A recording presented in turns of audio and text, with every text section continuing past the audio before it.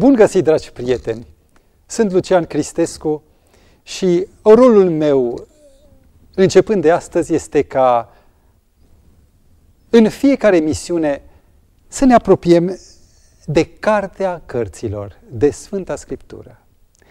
Cartea aceasta care este tot mai des citată, tot mai des tăgăduită, cartea aceasta care este un bestseller și în același timp este cea mai neglijată și uitată carte, Sfânta Scriptură. Și poate te întrebi, privind la mine, are vreo relevanță? Am lângă mine un turn de Sfinte Scripturi și dacă aș avea timp, ți-aș arăta fiecare carte cu valoarea ei. Ce reprezintă? Asta e o carte veche din 1821, un original tipărit la Mănăstirea Neamț. Aceasta este o carte din 1900. Am Biblie cu cruce, Biblie fără, o Biblie de altar, o Biblie autentică, veche, din 1915. Am și, în sfârșit, vestita versiune, este o copie în facsimil a Bibliei de la București din 1688. S-ar putea ca unii să-mi pună doar întrebarea care din ele este cea adevărată. Nu vreau să vă răspund această întrebare, pentru că nu acesta este scopul. Întrebarea mea, sau întrebarea la care vreau să răspund, este: oare Biblia este adevărată? Oare poate cineva, sau știu eu, un tânăr care nu are atâta vechime, să o ia să citească și să mai găsească Scriptura relevantă pentru el? Oare Scripturile acestea sunt doar o lucrare omenească sau au cu adevărat amprenta și girul lui Dumnezeu? Dragii mei, pentru că noi trăim cu pâine și pentru că noi în fiecare zi trebuie să mâncăm pâine și pentru că aceste Biblii vorbesc despre continuitatea Scripturii de-a lungul generațiilor și a secolelor, care au mâncat și ele și au trăit aceste Scripturi în fiecare zi, emisiunea noastră am intitulat-o Pâinea noastră cea de toate zilele. Și sper că după o perioadă introductivă, când voi vorbi mai mult despre Biblie, despre cine a scris-o, despre cum a fost scrisă, despre probele autenticității sau ale istoricității ei, aș dori pe parcurs să deschidem Scriptura și nu doar să vorbim despre ea, ci să urmărim pas cu pas, la rând, am putea spune, de la Geneză și până la Apocalipsa, atât cât ne permite timpul emisiunii, adică probabil nu o să putem să o citim la pas și evenimentele semnificative din această carte. De-a lungul a nu știu cât timp, rămâne să vedem, să trăim și să gustăm împreună Scriptura, să găsim mesajul lui Dumnezeu din Biblie pentru omul de azi. Vreau, dragii mei, să vă introduc în această istorie mai întâi a unei cărți care este cea mai publicată. Aveți în fața dumneavoastră o cifră care a fost stabilită statistic prin 2005 și anume că în lume la ora actuală există peste 2500 de limbi și dialecte care au Biblia întreagă tradusă. În continuare se lucrează, știu eu, asidu. Vreau să vă dau doar o estimare că anual, în fiecare an, 25 de milioane de Biblii curg, să zic, potopesc fiecare stradă, fiecare țară, oraș, fiecare trib. Interesant lucru, doar Noi Testamente se publică anual 11 milioane. Deci acea secțiune care vorbește despre venirea lui Hristos pe pământ, moartea lui și scrisorile lui Pavel. Ei bine, alte fragmente ale Scripturii care se publică ajung la un număr de 337 de milioane. Vă dați seama care carte, care titlu, care autor se mai bucură de o asemenea notorietate? Iar dacă aceste cărți apar pe lume, ele nu stau în stocuri, nu stau în librării, ele se vând, pentru că dacă ar rămâne în stocuri, nu s-ar mai publica anul viitor. Și totuși, e cea mai citită sau cea mai publicată carte și în același timp cea mai necitită carte. Este cartea cea mai considerată, în același timp este cartea cea mai contestată. Mi-amintesc de un strălucit filozof, și anume Voltaire, cel care a adus faimă epocii luminilor, iluminismului, într-un cerc de prieteni, în reședința lui, la Geneva, în 1759, a ridicat o carte, era o Biblie, vă dați seama, la data aceea, Bibliile erau tipărite, dar într-un număr destul de mic. El avea un asemenea exemplar.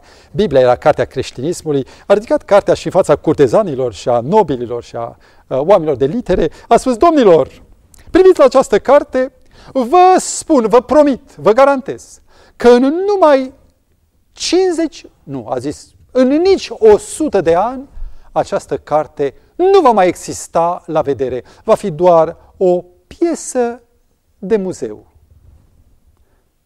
Știți care a fost partea interesantă?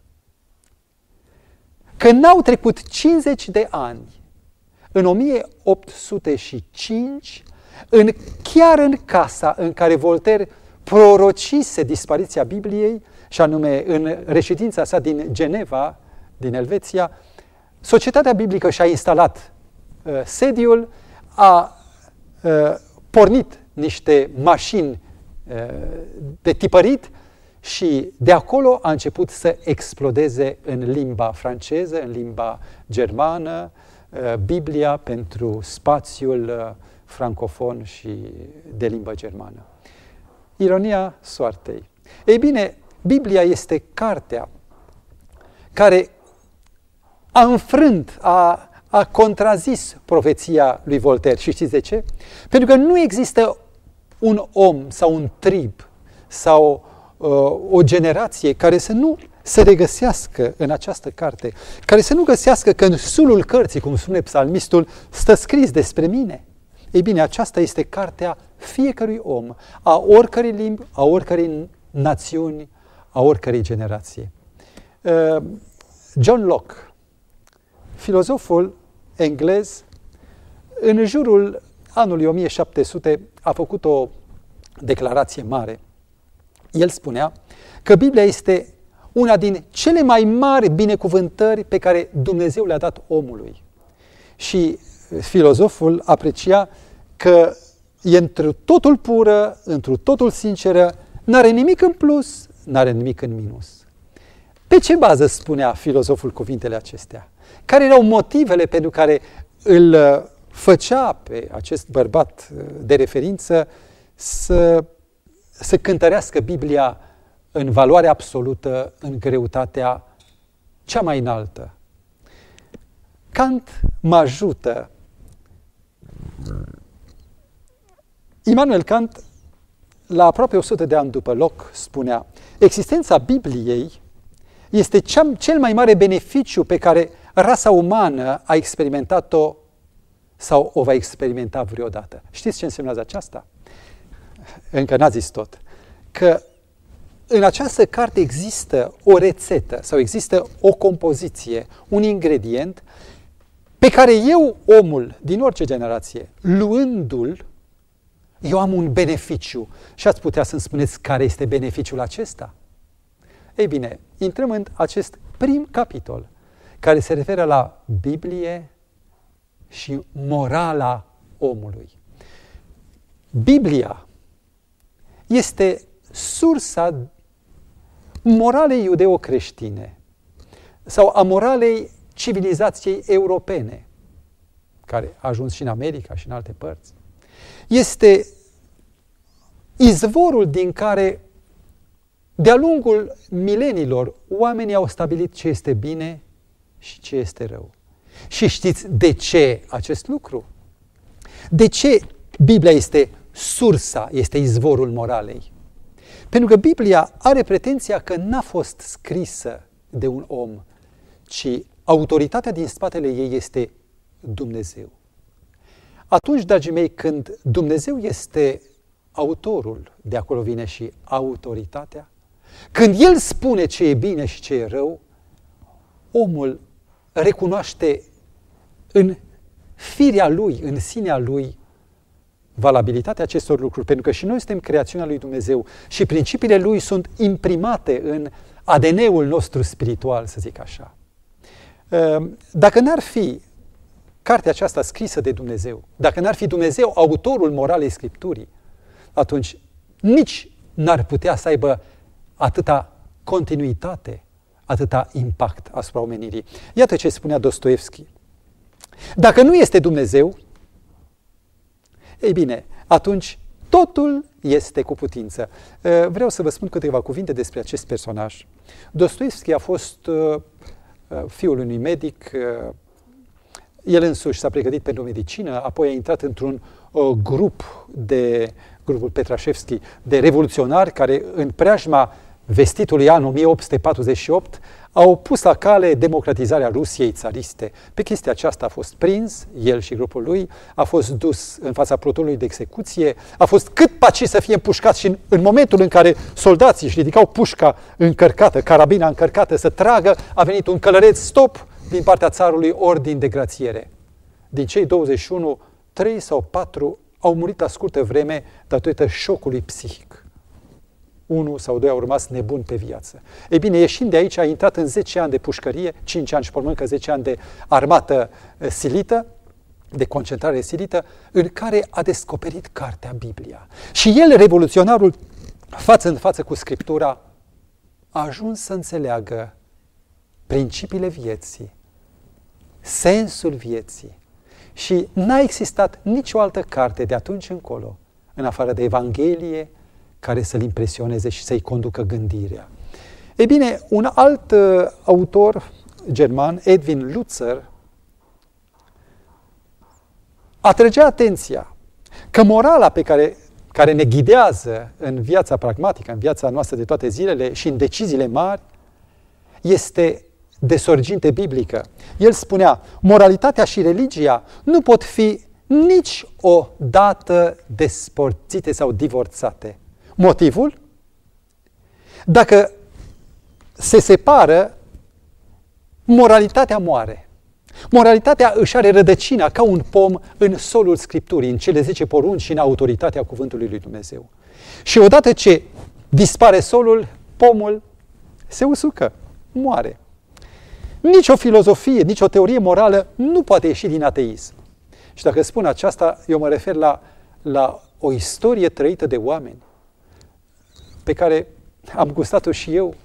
Eu m-am născut înainte de anul 1950, am prins școala în perioada ateistă, am terminat facultatea atunci, am fost într-o societate care gândea în acest fel și știu frustrările, neîmplinirile, nu atât materiale, cât cele mai profunde, cele de suflet. Iată ce spunea Edwin Lutzer în continuare. Cei care au creat state ateiste au adus cu necesitate lipsa de sens, fără de legea și disperarea. Vreau să fac o comparație sau o trimitere la o secvență din timpul Revoluției franceze. 1789 a izbucnit a la Bastille, deci toată lumea la Bastille, Revoluția franceză, care în 1793 a dat un edict. Deci directoratul a decis desfințarea credinței în Dumnezeu, anularea existenței lui Dumnezeu, proscrierea Bibliei. Și știți ce a urmat? Exact anii teroarei. În Paris se apreciază că peste jumătate din nevestele, soții, nu vorbesc de femeile necăsătorite, din neveste practicau prostituția. Nu prostituția în sensul de azi, ci conjugările absolut libere la hazard și aceasta în epoca în care se tăiau capetele. Până și capul lui Robespierre, marele tartor, a căzut tăiat de ghilotină. Atât de cumplită a fost epoca ateistă a Revoluției franceze, încât în 1805, țineți data minte, Napoleon a reintrodus un cod creștin.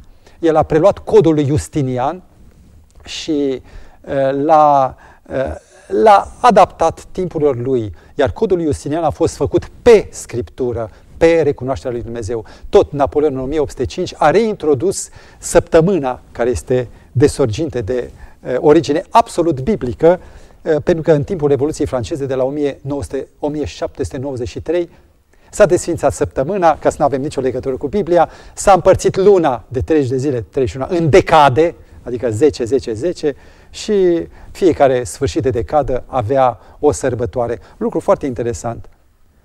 Până să reintroducă săptămâna, care e de origine biblică și care nu are alt criteriu, alt reper decât ziua 7-a, până să reintroducă săptămâna, boii cădeau în brazdă. Imaginați-vă, în a 8-a zi, deci datorită lipsei de odihnă, în a 8-a zi boii cădeau în brazdă. Și pragmatic a fost nevoie de revenirea la datele Scripturii. Ce spunea Luther? Că nu există niciun fel de beneficiu, nici un lucru bun născut din ateism, ci doar disperare, doar nelegiuire. Și acum am să trec la istoria comunismului. Vreau să știți că Lenin, capul luminat care a născut comunismul, sau care nu l-a născut el i-a dat doar o formă social-istorică în pământul rus, în Mat Rasii, în mama Rusie, ca să-și impună regimul. Este incredibilă cifra de 9 milioane de morți au rămas în urma lui. Noi salutăm Revoluția Roșie, mișcarea bolșevică, dar care n-a făcut altceva decât să creeze un cimitir imens de 9 milioane de morți. Urmașul lui, Stalin, gruzinul Stalin, prin binefacerile planurilor sale de revoluție culturală, de revoluție agrară, a lăsat în urmă în gulaguri, gulagurile erau lagărele de muncă forțată, în gulag au rămas în urmă 25, unde zic 30 de milioane de morți care n-au avut altă vină decât că fie n-au vrut să primească necredința în Dumnezeu, fie că au criticat nelegiuirile regimului. Iar eu am fost în Ucraina, în Kiev, și mi-au povestit nepoții celor, sau fiii celor care au trecut prin genocidul ucrainian în perioada anilor 30, la începutul anilor 30, au poruncit, pentru că ucrainienii creau un motiv de complex pentru mujicii ruși, au spus ucrainienii trebuie să dispară și i-au lipsit de hrana necesară până acolo încât 4 milioane de ucraineni au murit de foame. Și alții până la 6 milioane au murit în urma acestor evenimente cumplite. Al treilea mare corifeu al comunismului, Mao Tse-tung, slăvit ca izbăvitor al națiunii galbene, a lăsat în urmă, și noi nu știm încă istoria, pentru că istoria a fost capturată, a fost confiscată de comuniști, ca să nu cunoaștem actele teribile, catastrofale ale regimului lui, ale neexistenței lui Dumnezeu.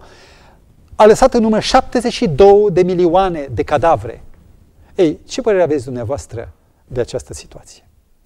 Ateismul nu poate naște decât o malformație, decât condiția nimicirii omenirii. Priviți acum următoarea imagine. Ne aflăm într-o vreme în care se pare că cu tot potopul de Scriptură, de Biblii, lumea se îndepărtează de Scriptură. Este o contradicție, așa cum norii merg pe două planuri, unii vin, alții se duc în același timp și te miri cum de, sunt curenții atmosferici care pot fi complementari. Tot așa, în timp ce Biblia pătrunde tot mai mult, oamenii se distanțează tot mai mult de Scriptură. Și unul din motivele pentru care am ales această direcție a emisiunii noastre este tocmai nevoia de a redescoperi această carte neștiută sau uitată. Noi trăim într-o epocă seculară, când gândirea liberă, fără niciun criteriu, ca un detașament britanic din timpul celui de-al doilea război mondial, care înaintea bătăliei de la Al Alamein din Sudan, Egipt, în zona aceea a Saharei, călăuzit de un ghid arab, a rămas a 4-a zi fără ghid, a fugit, fără mâncare, fără apă. După câtva timp, detașamentul a fost găsit mort de sete, mumificat. Ce însemnează să te afli pe pământ fără repere? Ei bine, există un curent, gândirea liberală, care spune nu avem nevoie de repere. Nu mai avem nevoie de niciun fel de punct fix. Noi ne regăsim pe noi înșine. Iar biserica, religia, este în declin. Ceea ce se produce, de fapt, o înstrăinare de scriptură, de credință, de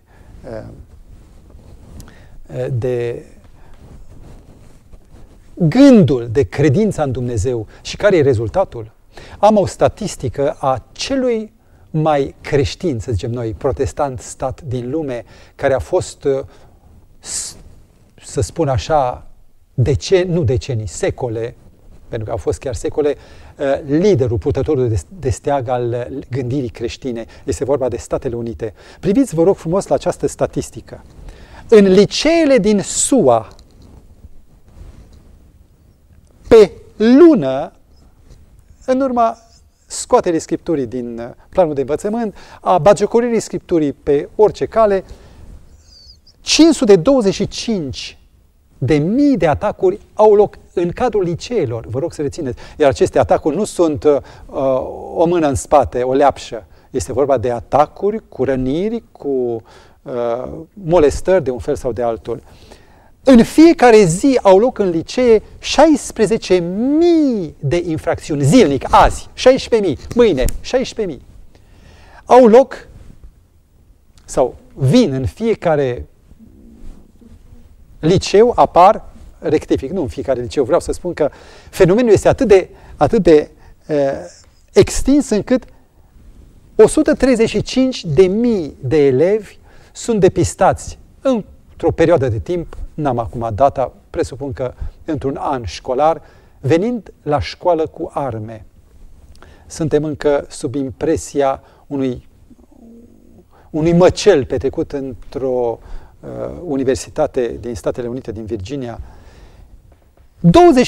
21% din elevi, din liceeni, refuză să meargă la toaletă, pentru că acolo se tem de atacuri, de agresiuni, pentru că acolo este zona în care nu există control. Și 32% din profesori, vă rog rețineți, într-o perioadă de 5 ani, 32% din profesori ies din învățământ pentru că e zona cea mai frustrantă și în același timp cea mai periculoasă. Este o figură interesantă. Îl cheamă Bertrand Russell. Acest britanic a primit în 1950 premiul Nobel pentru literatură. El practic n-a scris literatură romane, a scris multe lucruri umaniste, de liberarea gândirii.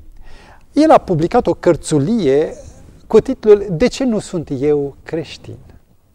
Ei bine, băiatul e deștept și poate să găsească multe motive.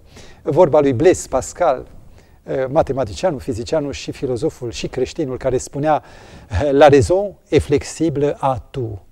Rațiunea este flexibilă la orice și mintea e făcută în așa fel încât să argumenteze pe oricare din direcții. De aceea sunt atâtea filozofii, atâtea partide, atâtea credințe și așa mai departe. Numai că un autor contemporan, Paul Johnson, în cartea sa Intelectuali, a apărut și la Humanitas, scrie despre viața intimă a lui Bertrand Russell. De ce el nu era creștin și de ce nu dorea creștinismul? Atenție! El povestește cum, ajungând câteva zile, 4 zile în casa unui prieten de-al său, deja din a doua zi a început cu strășnicie, cu perseverență diabolică să o corupă pe fata prietenului său de 14 ani numai. Citiți cartea lui Paul Johnson. Și anume să o conducă spre actul în care nu trebuia o minoră să ajungă. Acesta este Bertrand Russell și întrebați pe ateiști. Dacă problema lor este o problemă rațională, filozofică, și veți descoperi că există un alt motiv. Cauza nu este rațională, argumentativă, cauza este morală. Dragii mei, ne aflăm într-o condiție în care relativismul moral este la modă. La ora actuală, oamenii nu mai cred în ghid, nu mai cred în reper. Și pentru că s-ar putea și tu să fii în dilemă, aș dori în emisiunile care urmează să descoperim motivele pentru care Scriptura este și trebuie să fie reperul tău. Vreau să spun, eu însumi am trecut pe aici și am parcurs traseul de la confuzie, de la necredință, la încredere deplină în Dumnezeu. Aș dori să-ți împărtășesc, nu din experiența mea, ci destul să deschizi cartea și din cuvintele lui Dumnezeu să găsești piatră, temelie sub picioare. Îți doresc succes pe acest drum.